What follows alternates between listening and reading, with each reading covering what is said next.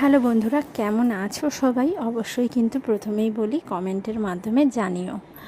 আর দুদিন ধরেই ভাবছি তোমাদের সামনে ভিডিও করে কিছু কথা শেয়ার করব, হয়ে উঠছে না।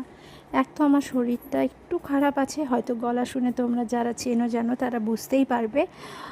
আর মেয়েরও পরীক্ষা আছে, নাচের পরীক্ষা, গানের পরীক্ষা সামনে, একটু ব্যস্ত আছি। দেখো, আগে তো সংসার সামলাতে হবে, তারপর তো এগুলো বিনোদন। আর এগুলো যারা আমরা ভিডিও করি তারা মনের ভালোবাসাতেই করি, সেই জন্য সব কিছু সামলেই করাটা উচিত, সেটাই। যাই হোক, পুজো করতে দেখছো, অনেকেই ভাবছো হয়তো অম্বুবাজি কী করে পালন করছি, কী করে পুজো করছি, তাই না? দেখো, আমার বাড়িতে গোপাল আছে, আর সবাই জানো রাধাকৃষ্ণ থাকলে, গোপাল থাকলে বাড়িতে ভোগ দিতেই হয়। আর অম্বুবাজিটা হলো আদ্যাশক্তির ঋতুচক্রের জন্য।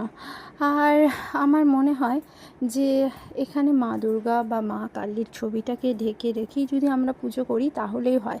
কারণ গৃহলক্ষ্মী কখনোই ঢেকে রাখা উচিত নয় বলে আমার মনে হয়। গৃহলক্ষ্মী যে আমার গৃহটাকে আলো করে রাখে, তাকে যদি ঢেকে রাখি, তাকে যদি অভুক্ত রাখি, তাহলে কি সেটা ঠিক হয়? আর গোপুসোনাকে অবশ্যই অভুক্ত রাখবো না। তাই নিত্য সেবা যেভাবে আমি ভগবানের দেই, আমরা দিয়েই আসছি। আর অম্বুবাজিতে আম, দুধ, মানে কাঁচা দুধ খেতে হয়, সেটাই আজকে ভোগ হিসাবে দিলাম।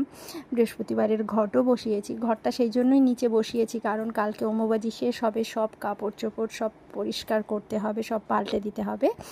তো আমি আমার মতো করে পুজো করি। আমি মনে করি পুজোর কোনো নিয়ম হয় না, নিয়ম থাকলে সেটা যদি করা হয় সেটা নিয়মই হয়, মন থেকে হয় না।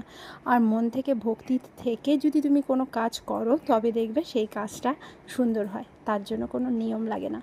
কি ঠিক বলেছি? কমেন্টে জানি।